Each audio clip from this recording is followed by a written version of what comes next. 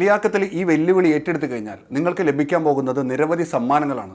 ഇത്തരത്തിൽ വെല്ലുവിളിക്കുകയും ആ വെല്ലുവിളി ഏറ്റെടുത്തു കഴിഞ്ഞാൽ സമ്മാനം തരാം എന്നൊക്കെ പറയുന്നത് ഒട്ടും നിലവാരമില്ലാത്ത വർത്തമാനമാണ് എന്നെനിക്കറിയാം.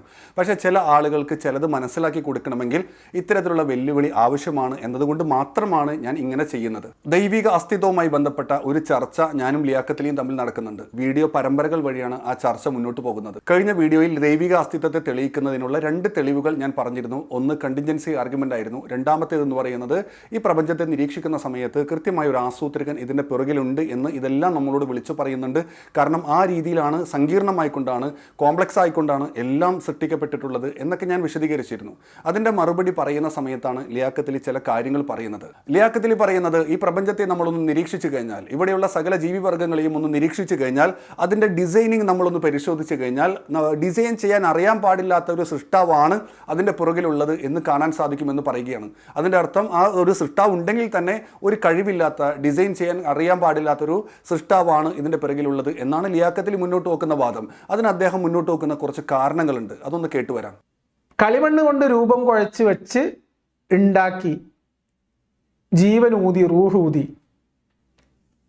അതിന് പകരം കുറച്ചുകൂടി അത്യാവശ്യം പണി അറിയാവുന്ന ഒരാളെ കൊണ്ടാണ് ഈ സംഗതി ഉണ്ടാക്കിയിരുന്നെങ്കിൽ കുറച്ചുകൂടിയൊക്കെ ചില അവയവങ്ങളുടെ ചില പൊസിഷൻസ് അങ്ങോട്ടും ഇങ്ങോട്ടൊക്കെ മാറിയാൽ കുറച്ചുകൂടി നന്നായിരുന്നു എന്ന് തോന്നുന്ന പല ഭാഗങ്ങൾ ഷജീർ പറഞ്ഞതിൽ തന്നെ ഉണ്ട്. ദൈവത്തിൻ്റെ സൃഷ്ടിപ്പിലെ പോരായ്മകൾ ചൂണ്ടിക്കാണിക്കുന്നതിന് വേണ്ടി ലിയാഖത്തിൽ ആദ്യമായിട്ട് ഉദാഹരിക്കുന്നത് മനുഷ്യരെയാണ്. മനുഷ്യ ശരീരത്തിലെ പല അവയവങ്ങളുടെയും ഡിസൈനിങ് അത്ര പോരാ, നിലവിലുള്ള സ്ഥാനത്തേക്കാൾ മറ്റ് സ്ഥാനങ്ങളായിരുന്നു നല്ലത് എന്നൊക്കെയാണ് അദ്ദേഹം പറയുന്നത്. ആ അവയവങ്ങൾ ഏതൊക്കെയാണ് എന്ന് അദ്ദേഹം പറയുന്നുണ്ട്. എന്തായാലും തുടക്കം തന്നെ അദ്ദേഹം ഒരു കളവ് പറയുന്നുണ്ട്. അത് പറയുന്നത് മനുഷ്യനെ സൃഷ്ടിച്ചിട്ടുള്ളത് കളിമണ്ണ് കുഴച്ചിങ്ങനെ മനുഷ്യനെ ഉണ്ടാക്കി എന്നാണ് അദ്ദേഹം പറയുന്നത്. അഥവാ ഖുർആനെ പരിഹസിക്കുകയാണ്. ഖുർആൻ അങ്ങനെ പറയുന്നുണ്ട് അത്രേ. അഥവാ കളിമണ്ണ് കുഴച്ചിട്ടാണ് മനുഷ്യനെ ഉണ്ടാക്കിയത് എന്ന് ഖുർആൻ പറയുന്നു എന്നാണ് അദ്ദേഹം ഇവിടെ പറഞ്ഞു വെക്കുന്നത്.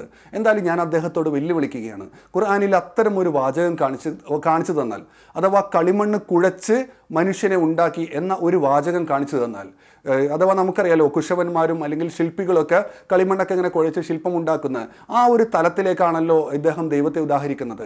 അപ്പോൾ ആ ഒരു രീതിയിൽ ഖുർആനിൽ കാണിച്ചു തന്നാൽ, കളിമണ്ണ് കുഴച്ച്, നോട്ട് ദ പോയിന്റ്, കളിമണ്ണ് കുഴച്ച് മനുഷ്യനെ ഉണ്ടാക്കി എന്ന് താങ്കൾ പറഞ്ഞതുപോലെ ഖുർആനിൽ കാണിച്ചു തന്നാൽ 10,000 രൂപ ഞാൻ താങ്കൾക്ക് സമ്മാനമായി കൊണ്ട് തരാം. എനിക്കറിയാം അത്തരമൊരു വാചകം ഖുർആനിൽ ഇല്ല എന്ന്, എന്നിട്ട് ഞാൻ 10,000 തരാം എന്ന് പറഞ്ഞത്, അഥവാ ചിലർ പറയുന്നത് 1 കോടി രൂപ ഇനാം എന്നൊക്കെ പറയാറുണ്ടല്ലോ. നമ്മൾ അങ്ങനെ പറയുന്നത് ശരിയല്ലല്ലോ. എനിക്ക് കൊടുക്കാൻ പറ്റുന്ന എമൗണ്ട് അല്ലേ ഞാൻ പറയേണ്ടത്. എന്തായാലും അത്തരം ഒരു വാചകം കാണിച്ചു തന്നാൽ താങ്കൾക്ക് ഞാൻ 10,000 രൂപ സമ്മാനം തരാം. അതോടൊപ്പം എനിക്ക് താങ്കളോട് ചോദിക്കാനുള്ളത്, മനുഷ്യ സൃഷ്ടിപ്പിൻ്റെ അടിസ്ഥാന മൂലകങ്ങൾ ഏതൊക്കെയാണ് എന്ന് ഖുർആൻ പഠിപ്പിച്ചു തരുന്നുണ്ട്. അത് മണ്ണും ജലവുമാണ്. ഈ മണ്ണും ജലവും ചേർന്ന കളിമണ്ണ്, ഇത് രണ്ടിൻ്റെയും മിശ്രിതമാണല്ലോ കളിമണ്ണ് എന്ന് പറയുന്നത്. അപ്പോൾ ഇതാണ് മനുഷ്യന്റെ അടിസ്ഥാന മൂലകം എന്ന് ഇസ്ലാം പഠിപ്പിക്കുന്നുണ്ട്, ഖുർആൻ പഠിപ്പിക്കുന്നുണ്ട്. അപ്പോൾ ഇത് അങ്ങനെയല്ല എന്ന് താങ്കൾക്ക് വാദമുണ്ടെങ്കിൽ എന്തിൽ നിന്നാണ് എന്ന് താങ്കളൊന്ന് പറഞ്ഞു തന്നെ. മനുഷ്യന്റെ അടിസ്ഥാനം എന്ന് പറയുന്നത് ശൂന്യതയിൽ നിന്നാണോ, അല്ലെങ്കിൽ മനുഷ്യന്റെ അടിസ്ഥാന മൂലകം എന്ന് പറയുന്നത് ഇരുമ്പാണോ, സ്വർണ്ണമാണോ, വെള്ളിയാണോ, എന്താണ്, എന്തിൽ നിന്നാണ് മനുഷ്യന്റെ അടിസ്ഥാനം എന്നത് നിങ്ങളൊന്ന് പറഞ്ഞു തരണം. ഇപ്പോൾ നമുക്കറിയാമല്ലോ, സകല പ്രവാചകന്മാരും, മുൻകഴിഞ്ഞു പോയ എല്ലാ പ്രവാചകന്മാരും മനുഷ്യരോട് പഠിപ്പിച്ച അറിവ് ഇതാണ്. മനുഷ്യ സൃഷ്ടിപ്പിന്റെ അടിസ്ഥാന മൂലകം എന്ന് പറയുന്നത് മണ്ണും ജലവുമാണ് എന്ന് എല്ലാ പ്രവാചകന്മാരും പഠിപ്പിച്ചിട്ടുണ്ട്. അവസാനത്തെ പ്രവാചകനായ മുഹമ്മദ് നബി വന്നത് 1400 വർഷങ്ങൾക്ക് മുമ്പാണ്. അദ്ദേഹവും ഇത് തന്നെയാണ് മനുഷ്യരോട് പഠിപ്പിച്ചിട്ടുള്ളത്. നമുക്കറിയാം സയൻസ് ഡെവലപ്പായിട്ട് ഏകദേശം 300 വർഷങ്ങൾക്ക് ഇപ്പുറമേ ആയിട്ടുള്ളൂ. നമ്മൾ ഇന്നിപ്പോൾ ലാബിൽ പരിശോധിക്കുകയാണ്. നമ്മുടെ ശരീരം നമ്മളൊന്ന് പരിശോധിച്ച് കഴിഞ്ഞാൽ മണ്ണിലും ജലത്തിലും എന്തെല്ലാം മൂലകങ്ങളാണോ കാണുന്നത് അത് തന്നെയാണ് നമ്മളുടെ ശരീരത്തിലും ഉള്ളത് എന്ന് നമുക്ക് കാണാൻ സാധിക്കുന്നുണ്ട്. എങ്കിലും ഈ ഒരു കാര്യം അന്ധവിശ്വാസമാണ് എന്ന് ലിയാഖത്തിലേക്ക് വാദമുണ്ടെങ്കിൽ എന്താണ് ശരിയായ വിശ്വാസം എന്ന് താങ്കളൊന്ന് പറഞ്ഞു തരണം. എൻ്റെ വെല്ലുവിളി മറ്റൊന്നാണ്. കളിമണ്ണ് കുഴച്ച് എന്ന് പറഞ്ഞ പദം ഒന്ന് ഖുർആനിൽ കാണിച്ചു തരണം എന്നതാണ് എൻ്റെ വെല്ലുവിളി. ഇനി അദ്ദേഹം നമ്മളെ പഠിപ്പിക്കുന്നത് അവയവങ്ങളുടെ ഡിസൈനിങ്ങിലുള്ള പോരായ്മകളാണ് പഠിപ്പിക്കുന്നത്. അദ്ദേഹം ഓരോന്നോരോന്നായിട്ട് പഠിപ്പിക്കട്ടെ. ഒരു പൂന്തോട്ടത്തിന്റെ നടുക്ക് കൊണ്ടിട്ട് ആരെങ്കിലും കക്കൂസ് വെക്കുമോ, അല്ലെങ്കിൽ ഒരു വിസർജനാലയം വെക്കുമോ? ഇല്ല എന്നത് ഒരു സൂചന മാത്രം ഞാൻ തന്നതാണ്. വിസർജനത്തിനും അനുഭൂതിക്കും അല്ലെങ്കിൽ സുഖാസ്വാദനത്തിനും അതൊരു ഭയങ്കര പെർഫെക്റ്റ് ഡിസൈനാ അല്ല എന്നാണ് എൻ്റെ വാദം.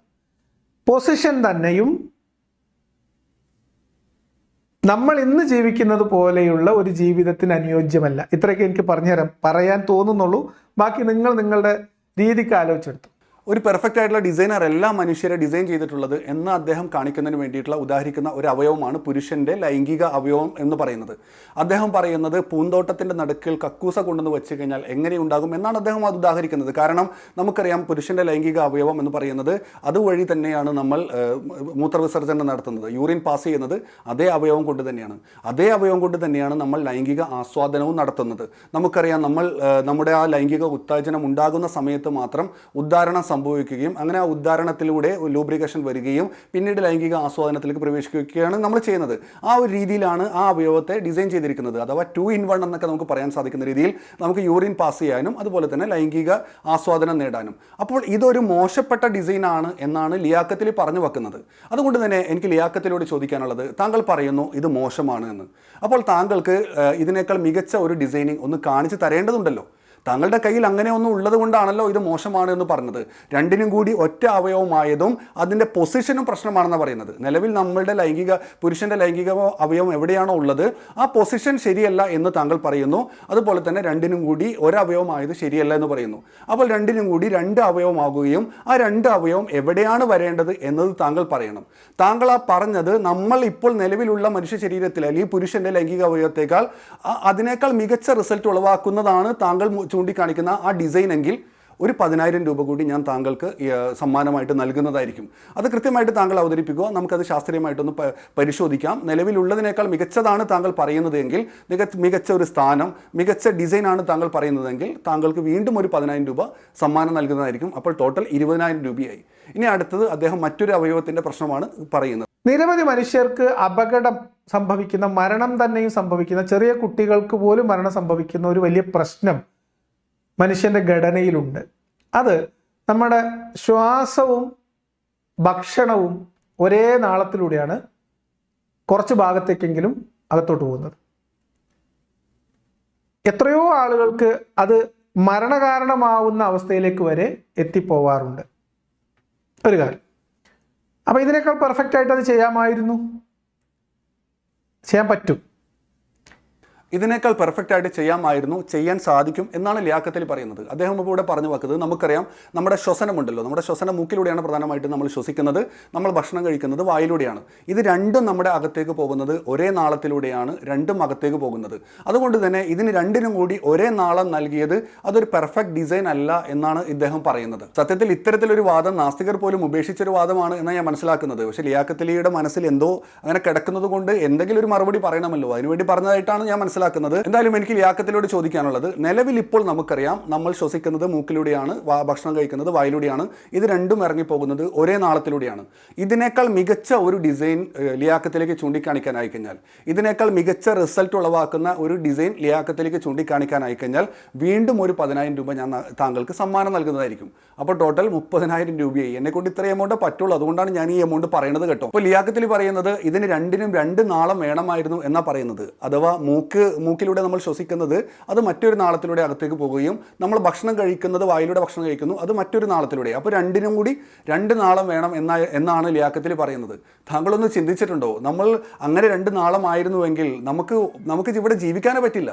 അഥവാ നമ്മൾ മൂക്കിലൂടെ ശ്വസിക്കുന്നത് ഒരു നാളത്തിലൂടെ അകത്തേക്ക് പോകുന്നു, നമുക്കൊരു ജലദോഷം വന്നു കഴിഞ്ഞാൽ അവിടെ തീർന്ന് നമ്മൾ മരിച്ചു പോകും. കാരണം ഇപ്പോൾ നമുക്കൊരു ജലദോഷമോ മൂക്കടപ്പോ വന്നു കഴിഞ്ഞാൽ നമ്മൾ പകരം നമുക്ക് വായിലൂടെ ശ്വസിക്കാൻ സാധിക്കുന്നുണ്ട്. ഒന്നല്ലെങ്കിൽ മറ്റൊന്ന് എന്ന രീതിയിലാണ് നമ്മൾ ഡിസൈൻ ചെയ്തിട്ടുള്ളത്. അതുകൊണ്ട് തന്നെ നമുക്കൊരു ജലദോഷമോ മൂക്കടപ്പോ വന്നു കഴിഞ്ഞാൽ നമ്മൾ വായിലൂടെ ശ്വസിക്കുന്നു, അതുകൊണ്ട് തന്നെ നമുക്ക് നമ്മുടെ ജീവൻ നിലനിർത്താൻ സാധിക്കുന്നു. പക്ഷേ ഇതിന് മാത്രമാണ്, മൂക്കിലൂടെ മാത്രമാണ് ശ്വസനം സാധ്യമാകുന്നത്, അതിന് മാത്രമായിട്ട് ഒരു നാളവും ഭക്ഷണം അകത്തേക്ക് പോകുന്നതിന് മറ്റൊരു നാളമാണ് എങ്കിൽ നമുക്കൊരു ജലദോഷം വന്നാൽ മതി, നമ്മൾ മരിച്ചു പോകും. അതോടൊപ്പം തന്നെ നമ്മളിപ്പോൾ ജിമ്മിലൊക്കെ വർക്കൗട്ട് ചെയ്യുന്ന സമയത്ത്, അല്ലെങ്കിൽ ഓടുന്ന സമയത്ത്, അല്ലെങ്കിൽ അത്ലറ്റുകൾ സ്പോർട്സിലൊക്കെ ഏർപ്പെടുന്ന സമയത്ത് നമ്മൾ കിതക്കും. നമുക്കറിയാം, നമുക്കപ്പോൾ ആ സമയത്ത് നമ്മുടെ മൂക്കിലൂടെയുള്ള ഈ കുഞ്ഞു ധാരത്തിലൂടെ മാത്രമുള്ള ശ്വസനം കൊണ്ട് മാത്രം നമുക്ക് പിടിച്ചു നിൽക്കാൻ സാധിക്കില്ല. ആ സമയത്ത് നമ്മൾ ശ്വസിക്കുന്നത് വായിലൂടെ ആയിരിക്കും. അപ്പോൾ ലിയാഖത്തിൽ പറയുന്ന ഡിസൈൻ പ്രകാരമാണെങ്കിൽ, അഥവാ മൂക്കിലൂടെ മാത്രം ശ്വസനം അകത്തേക്ക് പോകുന്ന രീതിയിലുള്ള ഒരു ഡിസൈൻ ആയിരുന്നു നമ്മളുടേത് എങ്കിൽ നമ്മളൊന്ന് കിതച്ചാൽ മതി, അഥവാ നമ്മളൊന്ന് ഓടിയാൽ മതി, അവിടെ തീരും മനുഷ്യൻ എന്ന് പറയുന്നത്. കാരണം മൂക്കുകൊണ്ട് മാത്രം നമ്മളുടെ ആ ഒരു സന്ദർഭത്തിലുള്ള ശ്വസനം സാധ്യമല്ല. കാരണം ആ സമയത്ത് നമ്മൾ ശ്വസിക്കുന്നത് വായിലൂടെയാണ്. കുറേ അധികം ഓക്സിജൻ നമുക്ക് ആ സമയത്ത് വേണ്ടി വരും. എന്തായാലും ഞാൻ വെറുതെ സൂചിപ്പിച്ചെന്നേ ഉള്ളൂ. എന്തായാലും ഇതിനേക്കാൾ മികച്ച ഒരു ഡിസൈൻ താങ്കൾക്ക് കാണിച്ചു തരാനായി കഴിഞ്ഞാൽ, അഥവാ താങ്കൾ പറയുന്നത് ഒറ്റ നാളത്തിലൂടെ രണ്ടും പോകുന്നത് മോശം ഡിസൈനാണ്, 2 നാളത്തിലൂടെയാണ് പോകേണ്ടത് എന്ന് പറഞ്ഞ് നിങ്ങൾ ഒരു മികച്ച ഡിസൈൻ കാണിച്ചു തന്നാൽ വീണ്ടും ഒരു 10,000 ഞാൻ നേരത്തെ പറഞ്ഞ പോലെ തന്നെ സമ്മാനം നൽകുന്നതായിരിക്കും. ഇനി അദ്ദേഹത്തിന്റെ മറ്റൊരു പ്രശ്നമാണ് അദ്ദേഹം പറഞ്ഞു വെക്കുന്നത്. ഇനി ഷജീറിന് തള്ളിക്കളയാൻ പറ്റാത്ത ഒരു പ്രശ്നം ഞാൻ പറയാം. പെർഫെക്റ്റ് കണ്ടീഷനിലല്ല മനുഷ്യന്റെ സൃഷ്ടിപ്പ് എന്നതിൽ കുറച്ചുകൂടി വ്യക്തമായ ഒരു തെളിവാണ് ലിംഗാഗ്ര ചർമ്മം. അഗ്രചർമ്മം എന്ന് പറയുന്നത് ദൈവത്തിന്റെ സൃഷ്ടിപ്പ് പെർഫെക്റ്റ് ഡിസൈൻ അല്ല എന്നതിൻ്റെ തെളിവാണ് എന്ന് ഞാൻ പറഞ്ഞാൽ ഷജീർ ഭായി അത് നിരാകരിക്കുമോ അംഗീകരിക്കുമോ? നിരാകരിക്കും. ഇദ്ദേഹം പറയുന്നത് എനിക്ക് തള്ളിക്കളയാൻ പറ്റാത്ത ഒരു തെളിവ് ഇതാ തരാം എന്ന് പറഞ്ഞിട്ടാണ് ലിംഗാഗ്ര ചർമ്മത്തെ പറ്റി പറയുന്നത്. കാരണം നമുക്കറിയാം, ഒരു കുഞ്ഞ് ജനിച്ചു കഴിഞ്ഞാൽ അവൻ്റെ ലിംഗാഗ്ര ചർമ്മം ഓരോ മുസ്ലിമും സർക്കംസിഷൻ സർജറി വഴി നമ്മൾ കട്ട് ചെയ്ത് കളയുന്നുണ്ടല്ലോ. അപ്പോൾ ദൈവത്തിൻ്റെ സൃഷ്ടിപ്പ് ഏറ്റവും മികച്ചതാണ് എങ്കിൽ ഓരോ കുഞ്ഞ് ജനിക്കുന്ന സമയത്ത് എന്തിനാണ് അത് കട്ട് ചെയ്ത് കളയുന്നത് എന്നതാണല്ലോ അദ്ദേഹം ഇതിലൂടെ ചോദിച്ചു വെക്കുന്നത്. എന്തായാലും ഈ ഒരു സബ്ജക്റ്റ് ഉണ്ടല്ലോ, ഈ ലിംഗാഗ്ര ചർമ്മം എന്തിനും കട്ട് ചെയ്യുന്നു എന്ന ഒരു സബ്ജക്റ്റ് ഞാൻ കുറച്ചുകൂടി വിശാലമായിക്കൊണ്ട് ചർച്ച ചെയ്യണം എന്ന് വിചാരിക്കുന്നുണ്ട്. കാരണം എൻ്റെ ഒരു യുക്തിവാദിയുടെ ഇസ്ലാം പഠനം എന്ന ഒരു തലക്കെട്ടിൽ എല്ലാ ആഴ്ചയിലും ഓരോ വീഡിയോ വെച്ച് പോകുന്നുണ്ട്. അതിൽ ഞാൻ ഉൾപ്പെടുത്താൻ ഉദ്ദേശിച്ചിട്ടുള്ള വീഡിയോ ആണ് ഇത്. എന്തായാലും ഞാൻ ഒരു കാര്യം പറഞ്ഞു നോക്കാം. ഈ ലിംഗാഗ്ര ചർമ്മം എന്ന് പറയുന്നത് ഓരോ കുഞ്ഞിൻ്റെയും ഓരോ ആൺകുഞ്ഞിൻ്റെയും ലിംഗാഗ്ര ചർമ്മം എന്ന് പറയുന്നത് ആ കുഞ്ഞ് അവൻ്റെ മാതാവിൻ്റെ ഗർഭപാത്രത്തിലാകുന്ന സമയത്ത് ആ ലിംഗത്തിൻ്റെ സംരക്ഷണമാണ്. മാതാവിൻ്റെ ഗർഭപാത്രത്തിൽ ഏകദേശം 9 മാസത്തോളം അവൻ കിടക്കുന്ന സമയത്ത് ആ കുഞ്ഞിൻ്റെ ലിംഗത്തിൻ്റെ സംരക്ഷണമാണ് ലിംഗാഗ്ര ചർമ്മം എന്ന് പറയുന്നത്. ആ കുഞ്ഞ് പുറത്തേക്ക് വന്നു കഴിഞ്ഞാൽ ആ ലിംഗാഗ്ര ചർമ്മം കട്ട് ചെയ്യുക എന്നതാണ് ആ ലിംഗത്തിൻ്റെ സംരക്ഷണമായിക്കൊണ്ട് ഇസ്ലാം പഠിപ്പിക്കുന്നത്. ഇതുപോലും നിർബന്ധമല്ല, സുന്നത്തായിക്കൊണ്ടാണ് പഠിപ്പിക്കുന്നത്. ഇതിങ്ങനെ കട്ട് ചെയ്തില്ലെങ്കിൽ എന്തോ മഹാ അപരാധം സംഭവിക്കും എന്നൊന്നും ഇസ്ലാം പറയുന്നില്ല. അത് നിർബന്ധവുമല്ല, അത് സുന്നത്തായിക്കൊണ്ടാണല്ലോ. അതിൻ്റെ പേര് തന്നെ സുന്നത്ത് എന്നാണ് പറയുന്നത്. അഥവാ ചെയ്താൽ നല്ലത്, ചെയ്തില്ലെങ്കിൽ പ്രശ്നമൊന്നുമില്ല എന്നതാണല്ലോ സുന്നത്തിന്റെ അർത്ഥം എന്ന് പറയുന്നത്. നമുക്കറിയാം, ഇന്നിപ്പോൾ ലിംഗാഗ്ര ചർമ്മം കട്ട് ചെയ്യുന്നത് അഥവാ സർക്കംസിഷൻ സർജറി ചെയ്യുന്നത് മുസ്ലിങ്ങൾ മാത്രമല്ല, പല അമുസ്ലിങ്ങൾ പോലും ചെയ്യാറുണ്ട്. പല രോഗത്തിൻ്റെയും ട്രീറ്റ്മെൻ്റ് ആയിക്കൊണ്ട് ഹോസ്പിറ്റലിൽ ചെയ്യുന്ന സർജറിയാണ് ഈ സർക്കംസിഷൻ സർജറി എന്ന് പറയുന്നത്. പല അണുബാധ മൂലം പലരുടെയും ലിംഗാഗ്ര ചർമ്മം കട്ട് ചെയ്യേണ്ട അവസ്ഥ വരാറുണ്ട്. പലരുടെയും ലൈംഗിക ബന്ധ സമയത്ത് ഈ പറയുന്ന ലിംഗാഗ്ര ചർമ്മം പുറകിലേക്ക് വലിയാതെ വരുന്ന സമയത്ത് അത് കട്ട് ചെയ്യേണ്ട അവസ്ഥ ഉണ്ടാകാറുണ്ട്. അങ്ങനെ പലർക്കും അത് അവിടെ ഒട്ടിപ്പിടിച്ചിരിക്കുന്നൊക്കെ അവസ്ഥയൊക്കെ ഉണ്ടാവാറുണ്ട്. അപ്പോൾ അതില്ലാതിരിക്കുന്നതിന് വേണ്ടിയിട്ടാണ്, അതിൻ്റെ പ്രിക്കോഷൻ എന്ന രീതിയിലാണ് മുസ്ലിം സമൂഹം അത് അങ്ങനെ നേരത്തെ തന്നെ അത് കട്ട് ചെയ്ത് കളയുന്നത്. അപ്പോൾ അതൊരു ദൈവത്തിൻ്റെ ഒരു മോശം സൃഷ്ടിയല്ല. തീർച്ചയായിക്കൊണ്ട് ഗർഭപാത്രത്തിൽ എന്താണോ അവന് വേണ്ടത് ആ ഒരു സൃഷ്ടിപ്പിലാണ് അവനെ സൃഷ്ടിച്ചിട്ടുള്ളത്. അവൻ പുറത്തേക്ക് വന്നു കഴിഞ്ഞാൽ എന്താണോ അവന് മികച്ചതായിട്ടുള്ളത് ആ മികച്ച രീതിയിൽ ചെയ്യുന്നതിന് വേണ്ടിയിട്ട് പടച്ചവൻ തന്നെയാണ് ഇത് നമ്മളോട് കൽപ്പിച്ചിട്ടുള്ളത്. എന്തായാലും ലിയാഖത്ത് അലിയുടെ ഇത്തരത്തിലുള്ള വാദങ്ങളുണ്ടല്ലോ, ഒരു സൃഷ്ടാവിനെ തള്ളിക്കളയുന്നതിന് വേണ്ടി അദ്ദേഹം കാണിക്കുന്ന ഇത്തരത്തിലുള്ള പെടാപ്പാടലുകൾ, അതെല്ലാം കാണുന്ന സമയത്ത് ഞാൻ ഓർക്കുന്ന ഒരു ഖുർആൻ വചനമുണ്ട്. ആ ഖുർആൻ വചനത്തിൽ പടച്ചവൻ ഇങ്ങനെ പറയുകയാണ്, ശിക്ഷ അവർക്ക് ഏറ്റവും അനുയോജ്യം തന്നെ. അഥവാ അവരെ ശിക്ഷിക്കുക എന്ന് പറയുന്നത് അത് അനീതിയല്ല, അത് നീതിയാണ്. എന്നിട്ട് ഖുർആൻ പറയുകയാണ്, സുമ്മ തീർച്ചയായിക്കൊണ്ടും ശിക്ഷ അവർക്ക് ഏറ്റവും അനുയോജ്യം തന്നെ. അവരെ ശിക്ഷിക്കുക എന്ന് പറയുന്നത് അവർക്ക് അനുയോജ്യമാണ് എന്നാണ് ഖുർആൻ പറയുന്നത്. അഥവാ പടച്ചതമ്പുരാൻ ഒരു മനുഷ്യരോടും അനീതി ചെയ്യുന്നില്ല. ആരെങ്കിലും ശിക്ഷിക്കപ്പെടുന്നുണ്ടെങ്കിൽ അത് അവന് അർഹതപ്പെട്ടതാണ്, അത് അവന് അനുയോജ്യപ്പെട്ടതാണ് എന്നാണ് ഖുർആൻ നമ്മളോട് പറഞ്ഞു തരുന്നത്. ഈ ഒരു ഖുർആൻ വചനമാണ് ഞാൻ ലിയാഖത്തിലൂടെ ഈ ഒരു തത്രപ്പാടൊക്കെ കാണുന്ന സമയത്ത് ഈ പറയുന്ന അദ്ദേഹം തന്നെ പറയുന്നുണ്ടല്ലോ, ലൈംഗിക അവയവത്തിൻ്റെ പോരായ്മ അദ്ദേഹം പറയുന്നുണ്ട്. ഇത് പറയുന്നുണ്ട്. അതോടൊപ്പം തന്നെ അദ്ദേഹത്തിൻ്റെ സ്വന്തം ലൈംഗിക അവയവം വെച്ചിട്ട് അദ്ദേഹം ലൈംഗിക ആസ്വാദനം നേടുന്നുണ്ട്. അതുകൊണ്ട് തന്നെയാണ് അദ്ദേഹത്തിൻ്റെ യൂറിൻ പാസ് ചെയ്യുന്നതൊക്കെ അതേ അവയവം കൊണ്ട് തന്നെയാണ്. അപ്പോൾ എല്ലാ അനുഗ്രഹങ്ങളും അനുഭവിച്ചുകൊണ്ട് തന്നെയാണ് ഇതിനെതിരെ അദ്ദേഹം സംസാരിച്ചുകൊണ്ടിരിക്കുന്നത്. അദ്ദേഹം ശ്വസിക്കുന്നുണ്ട്, ഭക്ഷണം കഴിക്കുന്നുണ്ട്, ഇതെല്ലാം ആസ്വദിച്ചുകൊണ്ട് തന്നെയാണ് അദ്ദേഹം ഇതിൻ്റെ സൃഷ്ടാവിനെ അദ്ദേഹം മോശക്കാരനായിക്കൊണ്ടോ അല്ലെങ്കിൽ മോശപ്പെട്ട ഡിസൈനാണ് എന്നൊക്കെ പറഞ്ഞുകൊണ്ടിരിക്കുന്നത്. അതുകൊണ്ട് തന്നെയാണ് ഞാൻ ആ ഖുർആൻ വചനം എൻ്റെ മനസ്സിലേക്ക് വന്നത്. ശിക്ഷ തീർച്ചയായിട്ടും അവർക്ക് അനുയോജ്യം തന്നെ, അവരോട് ഒട്ടും അനീതി കാണിക്കുന്നില്ല എന്നാണല്ലോ ഖുർആൻ പറഞ്ഞു വെക്കുന്നത്. എന്തായാലും വീഡിയോ അവസാനിപ്പിച്ചുകൊണ്ട് പറയാനുള്ളത്, ഇത്തരത്തിൽ വെല്ലുവിളിക്കുക എന്നിട്ട് സമ്മാനം പ്രഖ്യാപിക്കുക എന്നൊക്കെ പറയുന്നത് മോശമാണ് എന്ന് എനിക്കറിയാം. പക്ഷേ ചില ആളുകൾക്ക് ഈ ഒരു വിഷയത്തിൻ്റെ ആ ഒരു ഡെപ്ത് മനസ്സിലാവണമെങ്കിൽ, ആ ഒരു വിഷയത്തെ കൂടുതൽ അവരിലേക്ക് എത്തിക്കണമെങ്കിൽ ഇങ്ങനെയൊക്കെ പറഞ്ഞാൽ ശരിയാകുള്ളൂ എന്നതുകൊണ്ട് മാത്രമാണ് ഞാനത് പറഞ്ഞത്. എന്തായാലും നിർത്തുകയാണ്. അസ്സലാമു അലൈക്കും വറഹ്മത്തുള്ളാഹി.